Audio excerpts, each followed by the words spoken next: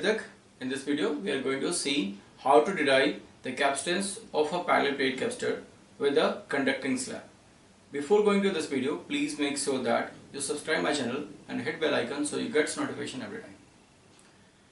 Video start करने से पहले थोड़ा सा चीज़, यदि आपने हमारे चैनल को सब्सक्राइब नहीं किया तो सब्सक्राइब कर दें, जिससे कि आपको नोटिफिकेशन टाइम टू टाइम मिलता रहेगा और अपने आप टाइम पे वीडियो देख पाओगे, जिससे आपको फायदा होगा।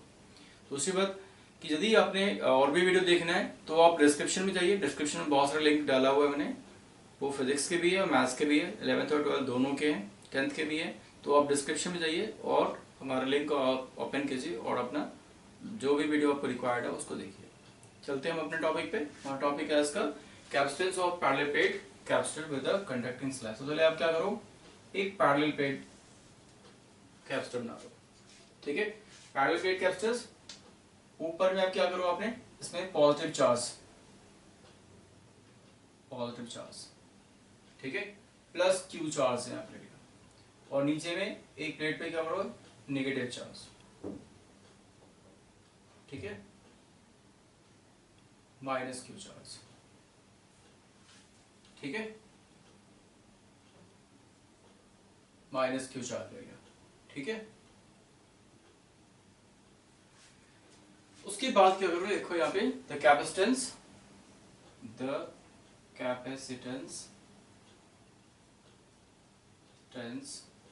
Of parallel plate capacitor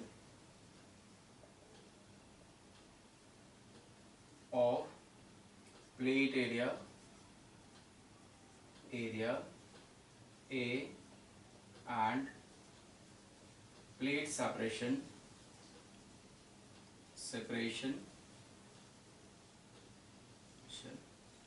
D।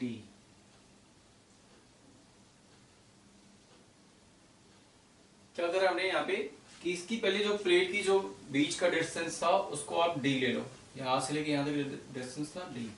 Plate की जो सेपरेशन थी उसको हमने D ले लिया, और इसका जो एरिया था प्लेट का हमने A ले लिया।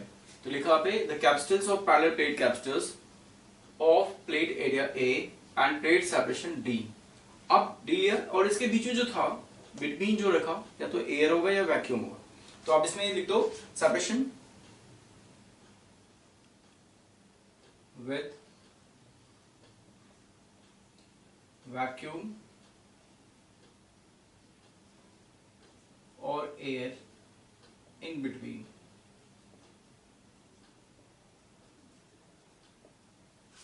ठीक है, तो नॉर्मली यदि आप कुछ नहीं करा, कोई इंसर्ट नहीं करा आपने इसमें, कोई डायरेक्टली के लिए कंडक्टिंग स्लैब आपने इंसर्ट नहीं करा, तो कैपेसिटेंस होता है C not equal to epsilon not A upon D।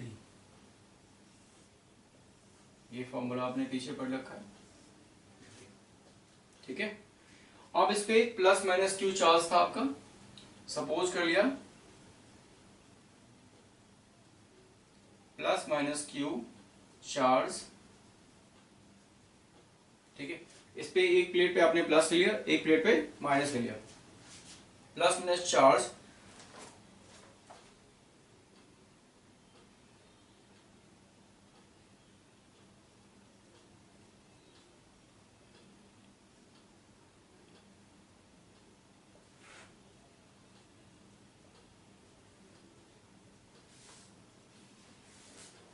चलेगा। सपोज प्लस माइनस जो Q charge on a capacitor plates पे आपने चार्ज ले लिया, आपने प्लस माइनस क्यू चार्ज, ठीक है। उसके बाद आप ले लो यहाँ पे कि अगर इंसर्ट करा आपने इसके अंदर में, क्या अगर आपने इसके अंदर में कोई एक स्लैब को इंसर्ट करा, इस स्लैब का नाम हमने लिखा कंडक्टिंग स्लैब था हमारा। अभी हम कंडक्टिंग स्लैब कर रहे हैं, तो कंडक्टिंग स्लैब को आपने बीच में इंसर्ट कर दिया, जिसकी थिकनेस को T ले ली। क्या लिया थिकनेस को T, लिख दिया कंडक्टिंग स्लैब। पॉजिटिव था तो यहाँ पे नेगेटिव होगा, नेगेटिव चार्ज लिख देना, ठीक है, और यहाँ पे नेगेटिव है तो यहाँ पे पॉजिटिव हो जाएगा, ठीक है। क्या करा हमने इसमें, जो हमारा पैरेलल प्लेट था उसके अंदर में हमने क्या कंडक्टिंग स्लैब को इंसर्ट कर दिया, जिसकी थिकनेस टी थी, और टी जो होगा हमेशा डी से लेस होगा, तभी आप इसके बीच में इंसर्ट कर पाओगे। यदि डी से ज्यादा होगा, सेपरेशन ज्यादा होगा, तो इंसर्ट नहीं होगा। ये तो ऑब्वियस की बात है, ठीक है। अब ले लो वहां पे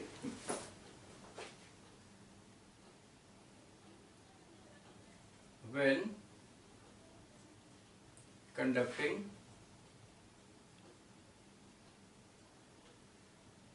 slab of area A and thickness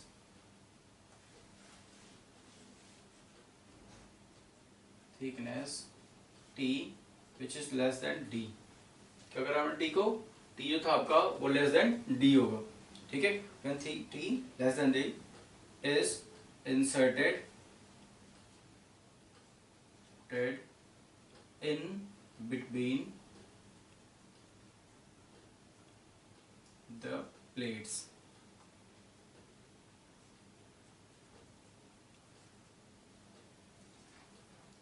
ठीक है। अब क्या करा हमने कि when the conducting slab of area A and thickness T is less than D is inserted between the plate, आपने क्या करा, प्लेट के बीच में इंसर्ट कर दिया, T must be less than D, T जो होगा हमेशा D से लेस देन होगा, ठीक है। उसके बाद यहाँ पे जो इलेक्ट्रिकल फील्ड होगा इनसाइड जो होगा, यहाँ पे इलेक्ट्रिकल फील्ड क्या होगा, जीरो होगा। कंडक्टिंग स्लैब में इलेक्ट्रिकल फील्ड जो होगा वो जीरो लिखना। The electric field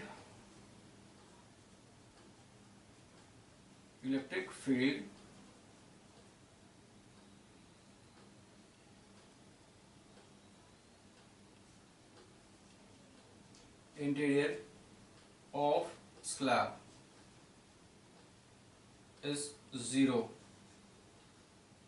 that is E naught equal to zero। क्या कर दिया हमने, यहाँ पे जो E था, E को हमने क्या करा, जीरो कर दिया, E is zero। theoretical field interior of the slab is zero, इसके स्लैब के जो इंटीरियर फील्ड होगा वो हमारा जीरो, ठीक है।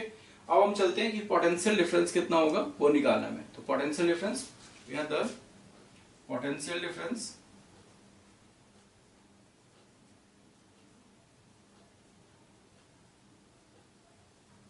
ठीक है, potential difference between the plate, potential difference between the plates. पोटेंशियल डिफरेंस का फॉर्मूला होता है V equal to E critical field जो होगा वो इनटू, तो E not into D minus T, E equal to E not into D minus T. जो इसके बीच की गैप है वो आपका D है, और थिकनेस T था, तो D में से T को माइनस करके मल्टीप्लाई करना, ये आपका हो गया पोटेंशियल, ठीक है। अब क्या करो, यहाँ पे कुछ फॉर्मूले हैं वो लगाना है आपको, क्योंकि यहाँ पे जो हमारा फॉर्मूला होता है E equal to sigma upon epsilon not होता है, E not equal to sigma upon epsilon not, ठीक है। तो यहाँ पे लिखना sigma upon epsilon not D minus T. क्या कर दिया हमने इसको, जो E नॉट था उसके बदले में हमने क्या करा, यहाँ पे E not equal to sigma upon epsilon not लिख दिया, ठीक है। तो सिग्मा अपॉन एप्सिलॉन नॉट लिख दिया, ये किसके इक्वल आ रहा था, V के इक्वल आ रहा था, हो गया। अब सिग्मा का फॉर्मूला लगाएंगे हम, सिग्मा का फॉर्मूला कितना होता है, Q अपॉन A, तो Q अपॉन A नीचे आ जाएगा, और सिग्मा एप्सिलॉन नॉट था ही, तो D माइनस टी, किसके बदले में वैल्यू लिखा आपने, तो देखना because sigma equal to Q upon A। ये कुछ फॉर्मूले हैं जिनको हम यूज कर रहे हैं, यहाँ पे वैल्यू डाल रहे हैं, तो ये आपका फाइनली V की वैल्यू आ गया। आप इसको इक्वेशन नंबर 2 कर देना। रिपीट कर देता हूं मैं यहाँ पे चीजों को। The capacitance of parallel plate capacitor, plate area A end plate separation D with a vacuum air in between. इसके बीच में या तो वैक्यूम होगा या तो एयर होगा, तो नॉर्मल फॉर्मूला होता है C not equal to epsilon not A by D, ठीक है। ये जनरल फॉर्मूला है। यदि हम किसी को इंसर्ट नहीं कर रहे हैं पैरेलल प्लेट कैपेसिटर में, तो पैरेलल प्लेट के जो कैपेसिटर होगा उसका जो हमारा कैपेसिटेंस होगी वो होगा C not equal to cell naught A by D.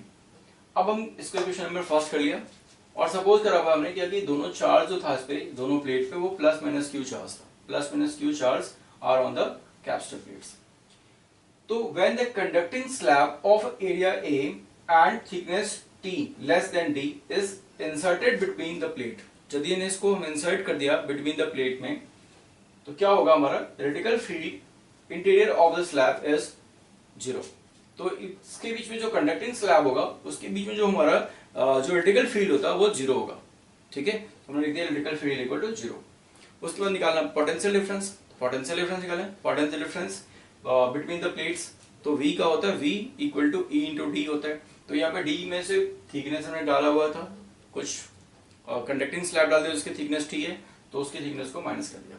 ठीक है, अब हम क्या कर रहे हैं हमने कि जो हमारा E का फॉर्मूला E नॉट का, E not equal to sigma upon epsilon not होता है, तो सिग्मा अपन एप्सिलॉन नॉट कर दिया, D माइनस T को एज इट इज कर दिया। उसके बाद sigma equal to Q by A होता है, तो sigma equal to Q by A कर दिया इंटू एप्सिलॉन नॉट। तो फिर यहाँ पे D माइनस T को एज इट इज लिख दिया। ये हमारा अभी तक हो गया। अब हम चलते हैं क्या होता है एज कैपेसिटेंस का जो फॉर्मूला होता है, as capacitance equal to as C equal to Q upon V होता है। क्या होता है as C equal to Q upon V। तो Q जो था V की जो वैल्यू थी वो डाल दिया हमने, क्या हो जाएगा C इक्वल टू Q और V के बदले में Q upon A epsilon not D minus T। तो Q से Q कैंसिल हो जाएगा। अब इसको ऊपर ले आओ, C equal to A epsilon not upon D minus T। ठीक है, A एप्सिलॉन नॉट को हमने क्या कर दिया, ऊपर कर दिया, रिवर्स ऊपर लेके चले गए। अब क्या होगा, यहां से D से डिवाइड करो, C इक्वल टू, या इसमें से D कॉमन ले लो, तो क्या होगा A epsilon not upon D upon 1 minus T upon D। क्या होगा T अपॉन D। हमने क्या करा, यहाँ पे D से डिवाइड कर दिया न्यूमरेटर एंड डिनोमिनेटर दोनों को, क्या कहता है divide numerator and denominator by D। अब D से हमने यहाँ पे डिवाइड कर दिया।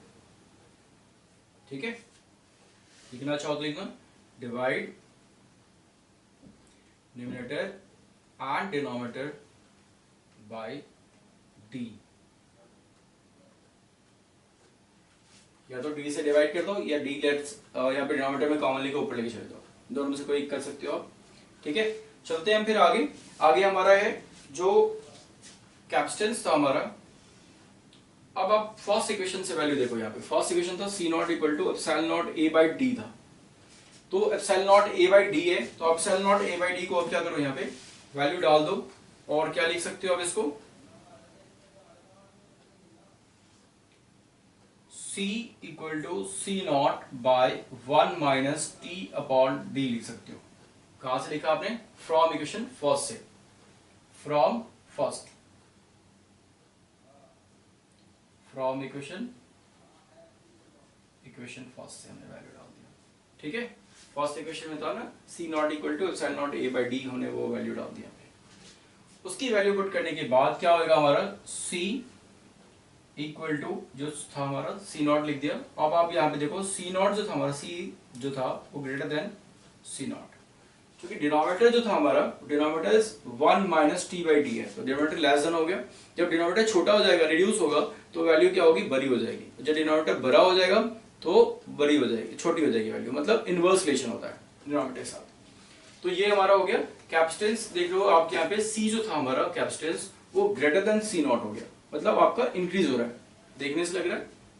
लिखना है इसके बाद, hence capacitance of parallel plate capacitors increases when conducting slab inserted between them. ठीक है, तो आप इसे लिख सकते हो, नोट डाउन कर लो। ठीक है, तो इसके बाद आपका लास्ट स्टेप जो है वो लिख लेना, capacitance of a capacitance increases on the introducing the conducting slab in between the plates. मतलब जब आप इंट्रोड्यूस करोगे कंडक्टिंग स्लैब को तो आपका कैपेसिटेंस क्या होगा, इंक्रीज हो जाएगा। ठीक है, तो यदि वीडियो पसंद आए तो वीडियो को लाइक कीजिए, दोस्तों में लिंक शेयर कीजिए। यदि कोई डाउट हो, कोई प्रॉब्लम हो तो आप हमें कमेंट कीजिए, मैं आपको उसका सोल्यूशन बताऊंगा। किसी नए टॉपिक पे आपको वीडियो चाहिए तो उसके लिए भी कमेंट कीजिए, मैं आपको नए टॉपिक पे वीडियो बना के दूंगा, जो टॉपिक आपको रिक्वायर्ड होगा। उसके बाद जो बाकी वीडियो मैंने बना रखे हैं फिजिक्स के और मैथ्स के, उसका डिस्क्रिप्शन में लिंक डाला हुआ, जैसे मैंने पहले भी बताया था, और डिस्क्रिप्शन में जाइए, क्लिक कीजिए और उसके देखिए। उसमें भी कोई डाउट हो तो आप हमें बताइए, मैं आपको बताऊंगा कि कैसे सॉल्व करते हैं, कैसे उस डाउट को खत्म करेंगे। उसके बाद यदि अभी तक आपने सब्सक्राइब नहीं किया मेरे चैनल को तो प्लीज सब्सक्राइब कीजिए, ताकि आपको एट अ टाइम वीडियो मिल सके जो मैं वीडियो नया अपलोड करूंगा। ठीक है, वीडियो को लास्ट तक देखने के लिए बहुत बहुत धन्यवाद। Thank you.